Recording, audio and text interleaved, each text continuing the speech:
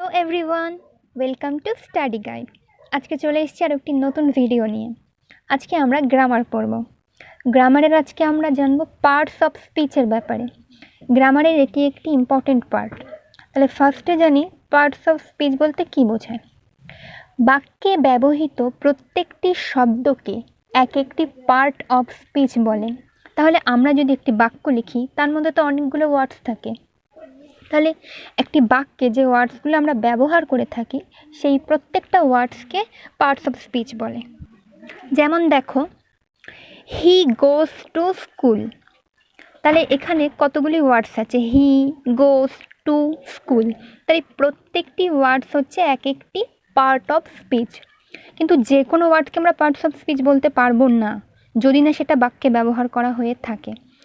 এর মধ্যে এই ওয়ার্ডগুলো বাক্যে ব্যবহার করা হয়েছে, তাই এই ওয়ার্ডগুলি হলো পার্ট অফ স্পিচ। তেমনই আশিক ইটস রাইস, তেমনি এখানে আশিক একটি ওয়ার্ডস, ইটস একটি ওয়ার্ডস, রাইস একটি ওয়ার্ডস। তাহলে এই প্রত্যেকটি ওয়ার্ডস হচ্ছে এক একটি পার্ট অফ স্পিচ। এবার পার্টস অফ স্পিচের কতগুলি প্রকারভেদ আছে। তাহলে আমরা জানি যে পার্টস অফ স্পিচের মোট 8টি প্রকারভেদ আছে। নামগুলি আমরা এক এক করে এবার জানব। ফার্স্ট আছে নাউন। তাহলে নাউন অনেকেই শুনেছ। নাউন হচ্ছে কি, যে ওয়ার্ড দ্বারা কোনো কিছুর নাম প্রকাশ করা হয় তাকে নাউন বলে। যেমন রাজু, কলকাতা, বাঘ ইত্যাদি আরও নাম হতে পারে। তাহলে যে কোনো ওয়ার্ড বা শব্দ যে সমস্ত দিয়ে এক একটি নাম বোঝায় সেটাই হচ্ছে নাউন। তাহলে যে কোনো নাম বোঝালেই সেটা হচ্ছে নাউন। এখানে এক্সাম্পল দেখো, Karim does not like to go to school. Karim স্কুলে যেতে পছন্দ করে না। তাহলে করিম কি একজনের নাম। তো বলেছি ডায়মন্ড ইজ ভেরি ভ্যালুয়েবল। হিরে খুব মূল্যবান। তাহলে ডায়মন্ড একটা জিনিসের নাম, একটি মূল্যবান জিনিসের নাম, তাই এখানে একটা নাম বোঝাচ্ছে, তাই এটা একটা নাউন। তো নাউন কি বোঝা গেল। নেক্সট দেখো প্রোনাউন। তাহলে যে সকল শব্দ আমরা নামের পরিবর্তে বসাই তাকেই প্রোনাউন বলে। তাহলে আমরা নামের পরিবর্তে কি বসাতে পারি, যেমন হি মানে সে, দে মানে তারা, উই মানে আমরা, মাই মানে আমার, এটসেট্রা। তাহলে এই সমস্ত ওয়ার্ড আমরা নামের বদলে বসাই। কিভাবে বসাই? তাহলে এক্সাম্পল দেখো, Rahul is a good boy. Rahul একটি ভালো ছেলে। তাহলে নেক্সট লাইনেই হি গোস টু স্কুল এভরিডে। তাহলে রাহুলকেই বোঝাচ্ছে, কিন্তু রাহুল নামটার ইউজ করা হয়নি। রাহুলের বদলে বলা হচ্ছে হি মানে সে। সে প্রতিদিন স্কুলে যায়। তাহলে এমনই আরেকটি সেন্টেন্স হলো, we should take care of our children. তাহলে কি, আমাদের বাচ্চাদের আমাদের যত্ন করা উচিত। তাহলে এখানে উই মানে কি, আমরা। তাহলে আমরা নামের পরিবর্তে যা বসাচ্ছি সেটাকে আমরা প্রোনাউন বলি। 3 নম্বর দেখো অ্যাডজেক্টিভ। তাহলে অ্যাডজেক্টিভ কি, যে সকল শব্দ দ্বারা কোনো নাউন বা প্রোনাউনের দোষ, গুণ, সংখ্যা, পরিমাণ, অবস্থা ইত্যাদি প্রকাশ করা হয় তাকে অ্যাডজেক্টিভ বলে। তাহলে আমরা কোনো নাউন মানে নাম, আর প্রোনাউন মানে নামের পরিবর্তে যা বসে সেই সমস্ত তাদের দোষ বা তাদের গুণ বা তাদের সংখ্যায় কত, পরিমাণ কতটা, কেমন অবস্থা, এই সব যদি বোঝানো হয় সেইগুলোকে অ্যাডজেক্টিভ বলে। যেমন কী কী হতে পারে, 2 2 একটি সংখ্যা, ব্যাড মানে খারাপ, তাহলে এটা দোষ, মেনি অনেক, পরিমাণ, গুড মানে ভালো, তাহলে তার গুণ বোঝাচ্ছে, এটসেট্রা। তাহলে এটাকে আমরা বাক্যে প্রয়োগ করলে কি হচ্ছে, rose is a beautiful flower. গোলাপ একটি সুন্দর ফুল। তাহলে এখানে বিউটিফুল ওয়ার্ডসটা হচ্ছে একটি অ্যাডজেক্টিভ, কারণ বিউটিফুল মানে সুন্দর।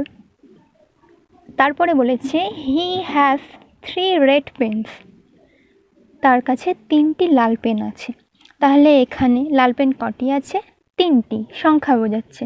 তাহলে এই সেন্টেন্সের মধ্যে 3 ওয়ার্ডসটা হচ্ছে অ্যাডজেক্টিভ। এবার 4 নম্বর দেখো ভার্ব। যে শব্দ দ্বারা কোনো কাজ করা বা হওয়া বোঝায় তাকেই ভার্ব বলে। এটা খুবই একটা সিম্পল ব্যাপার, যে কোনো কাজ বোঝালেই সেটা হবে ভার্ব। যেমন কি গো যাওয়া, ইট খাওয়া, স্লিপ ঘুমানো, এটসেট্রা। মানে কাজ বোঝালেই সেটা হচ্ছে ভার্ব। এবার এক্সাম্পল দেখো, উই প্লে ক্রিকেট, আমরা ক্রিকেট খেলি। তাহলে এখানে কাজ কোনটা বোঝাচ্ছে? প্লেটা হচ্ছে একটি কাজ, তাই এটি একটি ভার্ব। শি ড্যান্স ওয়েল, সে ভালো নাচ করে। তাহলে এখানে কোনটা কাজ হচ্ছে? ডান্সটা একটি কাজ, তাই সেটি হলো ভার্ব। এবার 5 নম্বর দেখো, অ্যাডভার্ব। যে সকল শব্দ ভার্ব, অ্যাডজেক্টিভ বা অন্য অ্যাডভার্বকে সংশোধন করে বা কোনো কিছু অ্যাড করে, সেই সকল শব্দগুলোকে অ্যাডভার্ব বলে। তাহলে কি, যে সমস্ত শব্দ ভার্ব বা অ্যাডজেক্টিভ হতে পারে বা অ্যাডভার্বকে আরও ভালো করে বলে, সেইগুলোর সাথে কিছু অ্যাড করে, সেইগুলোকেই বলা হচ্ছে অ্যাডভার্ব। যেমন কি আছে, ভেরি, স্লোলি, ওয়েল, এটসেট্রা, এই সমস্ত অ্যাডভার্বের এক্সাম্পল। তাহলে এটাকে আমরা যদি বাক্যে প্রয়োগ করি তাহলে কি হবে? শি ওয়াক্স স্লোলি, সে খুব ধীরে হাঁটে। তাহলে আমরা স্লো মানে ধীরে জানি, কিন্তু তার সাথে আমরা অ্যাড করলাম কি, লি, তাহলে ধীরেটাকে আরও ভালোভাবে বোঝাচ্ছে। তাহলে সেটা হচ্ছে কি, স্লোলি। তাহলে শি ওয়াক স্লোলি, সে খুব ধীরে গতিতে হাঁটে। তাহলে স্লোলি হচ্ছে অ্যাডভার্ব। তেমনই হি রিড স্মার্টলি, সে খুব স্মার্টলি পড়ে। তাহলে স্মার্ট কথাটা আমরা জানি, কিন্তু তার সাথে যখন লি কথাটা অ্যাড হচ্ছে তখন সেটা অ্যাডভার্ব হয়ে যাচ্ছে। এবার দেখো প্রিপোজিশন। আগে দেখো প্রিপোজিশন কথার অর্থটা কি। বাংলায় প্রি শব্দের অর্থ পূর্বে বা আগে, আর পজিশন শব্দের অর্থ অবস্থান। তাহলে খুব সহজেই বোঝা যাচ্ছে যে যেসব শব্দ নাউন বা প্রোনাউনের পূর্বে অবস্থান করে বা পূর্বে বসে এবং বাক্যের অন্যান্য অংশের সাথে ওই নাউন বা প্রোনাউনের সম্পর্ক স্থাপন করে, তাকে প্রিপোজিশন বলে। তাহলে কি, এমন কিছু ওয়ার্ডস যেটা নাউন বা প্রোনাউনের আগে বসবে এবং তার সাথে নাউন বা প্রোনাউনের সম্পর্ক তৈরি করবে, সেটাই হচ্ছে কি প্রিপোজিশন। যেমন কি হতে পারে, in, on, under, with, at, etcetera. তাহলে এ সমস্ত আমরা শুনেছি নিশ্চয়ই।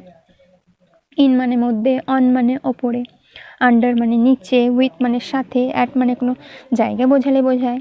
তাহলে এই সমস্ত কি প্রিপোজিশন, যেগুলো নাউন বা প্রোনাউনের সাথে সম্পর্ক স্থাপন করে একটা বাক্যের মধ্যে। যেমন এক্সাম্পল দেখো, the book is on the table. তাহলে এখানে অনটা দেখো, the book is on the table মানে বইটি টেবিলের ওপরে রাখা আছে। তাহলে অনটা নাউন আর এই যে বুকটি একটি নাউন হতে পারে, তারপরে বসছে এবং বসে এই পুরো বাক্যের সাথে সম্পর্ক স্থাপন করছে, তাই জন্য এটি একটি প্রিপোজিশন। তারপরে আছে, Rahim is hiding behind the tree. তাহলে এখানে দেখো বিহাইন্ড কথাটা খেয়াল করো, যে Rahim is hiding behind the tree, Rahim গাছটির পিছনে লুকাচ্ছে। তাহলে বিহাইন্ড কথাটা এখানে বসে এই বাক্যটার সাথে সংযোগ স্থাপন করছে। তাহলে আমাদের 7 নম্বর পার্টস অফ স্পিচ হচ্ছে কনজাংশন। কনজাংশন কি? যেসব ওয়ার্ড একাধিক শব্দ বা বাক্যকে সংযুক্ত করে তাদেরকে কনজাংশন বলে। তাহলে যে সমস্ত ওয়ার্ড আছে মানে তারা কি করে, একাধিক শব্দ মানে একের বেশি শব্দকে বা একের বেশি বাক্যকে একসাথে যোগ করে, সেইগুলোকে বলা হচ্ছে কনজাংশন। কোন কোন বাক্য এগুলো হতে পারে? And, or, but, because, etcetera. এটা কীভাবে করায় দেখা যাক। Saif and Sourav are good friend. তাহলে সেফ আর সৌরভ হচ্ছে ভালো বন্ধু, কিন্তু তাদের দুজনের নামকে কে জুড়েছে? অ্যান্ড হচ্ছে এদের নামকে জুড়েছে। তারপরে দেখো, Akash is a boy but Mou is a girl. তাহলে এখানে দেখো দুটো আলাদা সেন্টেন্স, একটা আকাশ ইজ এ বয়, আকাশ একটি ছেলে, আর মৌ ইজ এ গার্ল, মৌ একটি মেয়ে, কিন্তু তাদেরকে জুড়েছে এই বাট শব্দটা। তাহলে বাট শব্দটা হচ্ছে কনজাংশন। এবার লাস্ট পার্টস অফ স্পিচ হচ্ছে আমাদের ইন্টারজেকশন। ইন্টারজেকশন কি? ইন্টারজেকশন হঠাৎ করে মনের আবেগ কিংবা অনুভূতির কোনো পরিবর্তন প্রকাশকে বোঝায়। তার মানে হঠাৎ করে খুশি হই বা হঠাৎ করে ভয় পেয়ে যাই, রেগে যাই, যে কোনো একটা অনুভূতি আমরা এক একটা শব্দতে প্রকাশ করি না। যেমন হুররে খুব মজা হলে, ও অবাক হওয়ার ক্ষেত্রে বলতে পারি, ব্রেভো মানে খুব ভালো বা বুদ্ধিমানের কাজ করলে আমরা বলতে পারি, আউচ মানে আমাদের দ্বারা কোনো মিস্টেক হয়েছে তখন আমরা বলতে পারি। তাহলে এই সমস্ত কি হচ্ছে? ইন্টারজেকশন। যেমন দেখো, hurray we have won the game, মানে হুররে একটা খুব মজাতেই বলা হচ্ছে, বলে কি বলা হচ্ছে যে আমরা এই গেমটা জিতে গেছি। তারপরে বলেছে ও what a beautiful girl she is, তাহলে ও সে খুব সুন্দর, মানে সে কি সুন্দর মেয়ে, তাহলে সে আমরা অবাক হয়ে ও কথাটা ইউজ করছি। তাহলে এইটা হলো ইন্টারজেকশন।